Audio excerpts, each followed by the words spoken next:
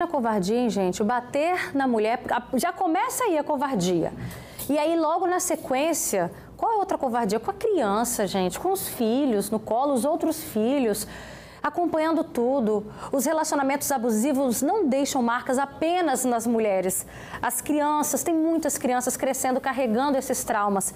Vamos falar sobre isso, a gente precisa chamar a atenção da sociedade para esse assunto.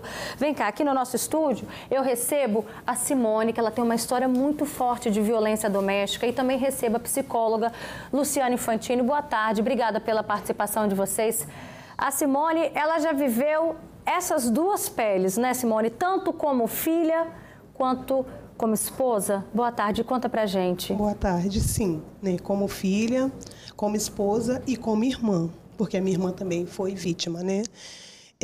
Eu cresci em um lar onde meu pai era alcoólatra, ele bebia, e todas as vezes que ele bebia, ele sempre brigava com a minha mãe. Então, assim, eu cresci com aquilo ali.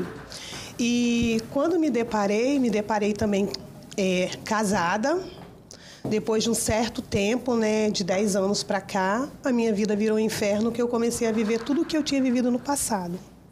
Uma violência, no início foi uma... Achava que... não, para mim, violência era só o tapa. Né? Eu descobri que violência, ela não é só o tapa ano passado. Que o que eu vivia era uma violência emocional, uma violência patrimonial, uma violência moral, todos os tipos de violência. Né? Até que chegou o ponto do meu ex-companheiro tentar matar a mim e meus 2 filhos. Vou voltar um pouquinho no tempo com você, Simone. Quando você era criança e presenciava essas brigas entre seus pais, qual era o sentimento, qual era a sensação? A sensação era, primeiro, de tristeza, porque o filho ele nunca quer ver o pai e a mãe separados, ele quer ter o amor dos dois. E todas as vezes que eles brigavam, a última vez a gente até chegou a se mudar de município. Eu saí de Vila Velha e vim para Vitória, por causa dessas violências. E assim, vou ser bem sincera para você, apanhei muito. Então, cresci com um pouco de trauma por causa dessas coisas. Você, como filha, tentava separar, por exemplo, a briga dos seus pais? Não. Não? O que você fazia nessa hora? A gente corria, a gente se escondia, né? A gente tinha medo. A gente quem? Eu e a minha irmã, que nós éramos os menores, né? Então, eu e ela, no caso, a gente corria. Eu ia pro quintal, se escondia. Chegava a pedir ajuda para alguém? Não. Como criança, assim, naquela época, não, é igual eu falo para você, assim... Não sei nem te explicar, assim, hoje a gente vê como violência. Como antigamente, como criança, a gente só presenciava o pai e a mãe brigando e pra gente era normal, né? Assim, brigou, depois voltava. Pois é, nessa fase as crianças costumam achar normal. Mas a partir do momento que a gente vai crescendo, Luciana, a gente vai tendo a noção do que de fato aquilo representa, aquilo significa, as marcas que isso vai deixando ao longo da vida. Boa tarde, Lu. Obrigada mais uma vez pela sua participação. Boa tarde, obrigada, Roberta. Então, exatamente isso, né? A criança, ela tem um sentimento de impotência muito grande, porque ela não tem o que fazer, né? Naquele momento. Então, além da tristeza, vem a impotência. E a impotência é um grande fator que marca o trauma. O trauma é exatamente isso, é uma situação que a gente vive, que a gente não tem condição de reagir. Então fica aquela marca, aquela dor, né? Aquela dor reprimida.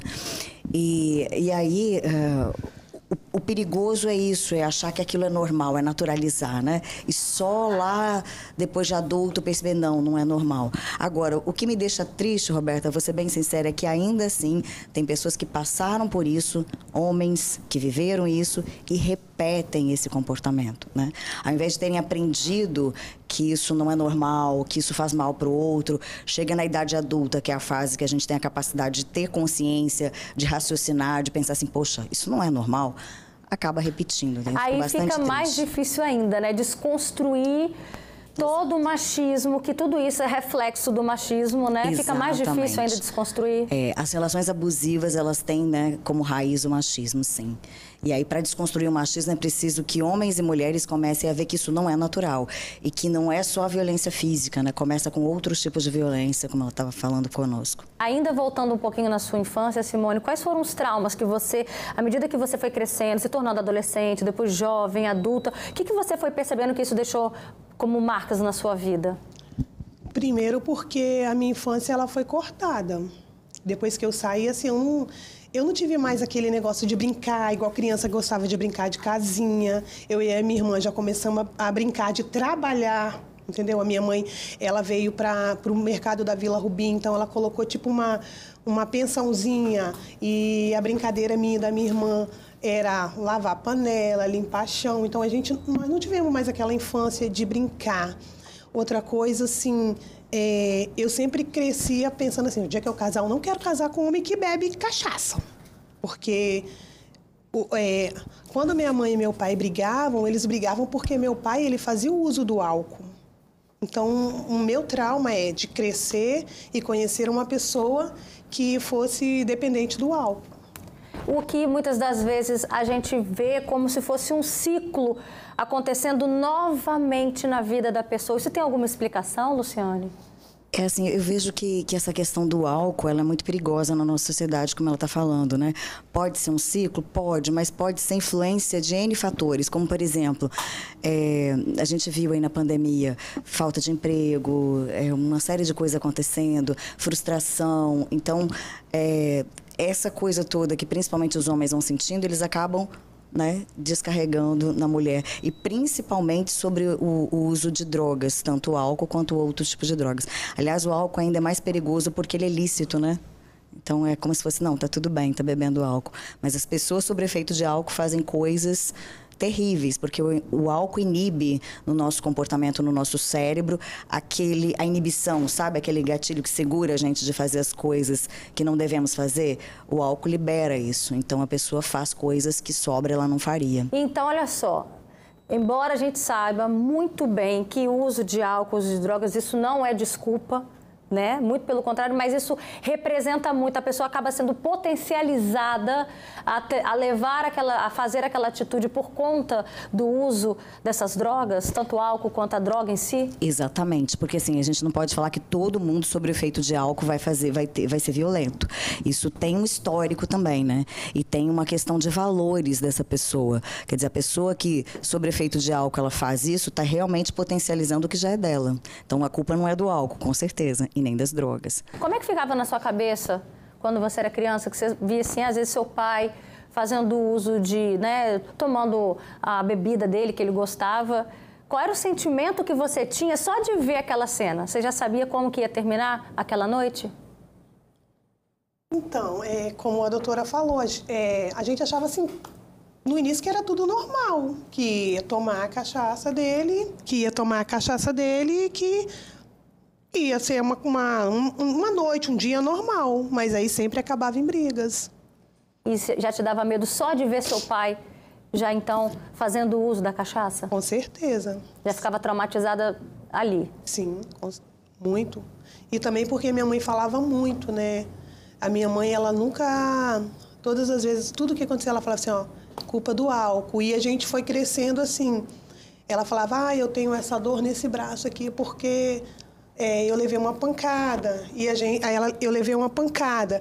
Então, e a gente foi assim, crescendo com aquilo ali. E ela sempre falava, eu tô machucada porque seu pai me bateu. Então, assim, crescemos com aquilo na cabeça. Quais são os traumas, Luciane, que a gente pode acabar carregando para o resto da vida? Porque, de um lado, a gente vê pessoas que ficam traumatizadas e, por outro lado, também, a gente também vê pessoas que acabam herdando essa mesma veia e levando isso adiante. Reproduzindo, né? Então, os traumas, assim... principalmente para quem sofre esse medo, essa angústia, né?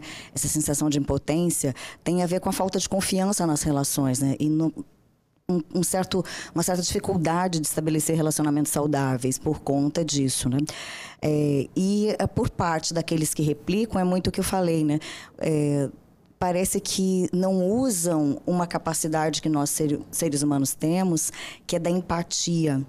E a própria inteligência, né, Roberta? Os seres humanos não teriam sido dotados de inteligência se fosse apenas para repetir comportamentos. Então, a nossa capacidade de refletir, de pensar, de se colocar no lugar do outro, isso deveria bastar para que na idade adulta a gente tomasse outras atitudes que não aquelas que nos machucaram quando criança, né? Isso deveria servir para aprender, mas ainda falta no ser humano, né? Usar um pouco mais da sua capacidade de empatia, de reflexão, de inteligência. E vamos parar para pensar também qual é o nosso papel, qual é o nosso dever enquanto pai, enquanto mãe. Deveria ser para proteger as nossas crianças, né? Só que a gente sabe também que no calor da situação, no fervor das coisas, a gente acaba, muitas das vezes, né, é o que a gente acaba noticiando, o quê? Que é os bebês, gente. Como é que pode? A gente ouviu o relato de uma mãe, do bebê que foi agredido, um bebê de 8 meses. Né? No meio de uma discussão de um pai e de uma mãe, o bebê foi agredido e levou um soco na boca. É de partir o coração, não era para o pai e para a mãe estar ali protegendo o filho? Então esse é um dos piores traumas, né? Que é a sensação de desproteção, de desamparo que vai ficar nessa criança por muito tempo, pro resto da vida, né? Porque exatamente os pais deveriam proteger, deveriam amar. Aí você pergunta, o que a gente deve fazer? Eu acho que muito o que você fez, né? Que é realmente denunciar, sabe, Roberto? Isso não é normal. Agressão física não é normal, agressão verbal não é normal. E se as mulheres continuarem por, né, questão de dependência econômica ou afetiva não denunciando, isso vai se agravar cada vez mais. E vamos parar para pensar também no sentimento de impotência dessa mãe também? Porque ela não conseguiu se defender e nem conseguiu defender o próprio filho. Porque se você coloca um bebezinho, eu tenho um bebê, se você coloca ele durante uma discussão no chão, em algum lugar, ele já vai começar a chorar. Então, ele quer o quê? Ele quer o colo da mãe.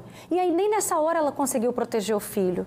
Né? Então, são duas pessoas que precisam de ajuda. Tanto a mãe quanto o bebê. Agora, tem um detalhe, Lu, que me chama a atenção, é que, nesse caso de São Francisco, a mãe disse que acredita na mudança do marido.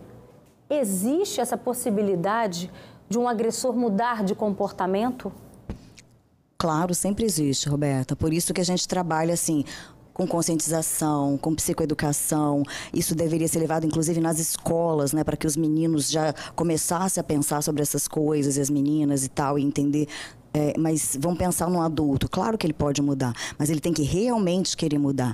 E se passa pela questão do uso de álcool ou de outras drogas, isso tem que ser reduzido, tem que ser retirado, porque vai ser muito difícil ele mudar esse comportamento. Agora, vamos chamar a atenção das minhas amigas que assistem o programa. A Luciane disse, tem como mudar. Mas sozinho não muda, né? Não é da boca para fora, não. A gente não pode acreditar. O seu marido, o seu ex-companheiro, ele falava que ia mudar? Falava que ia mudar e não mudou. Inclusive, ele continua fazendo as mesmas coisas. O que ele falava para você? Eu vou mudar, eu vou parar de beber, eu vou parar de usar droga, eu vou virar outra pessoa. E não parava. Ele podia até, ele ficava uma semana sem tomar nada, sem sair de casa, mas na outra semana, quando saía, voltava pior. É porque é meio uma chantagem que faz, né? Quando percebe que a outra pessoa vai embora, que ele vai perder, aí ele faz isso. Não, eu vou mudar. Às vezes é da boca para fora, mas quando é genuíno esse sentimento e quando procura ajuda, porque você falou uma coisa importante, é muito difícil mudar sozinho, ainda mais quando envolve, né, drogas.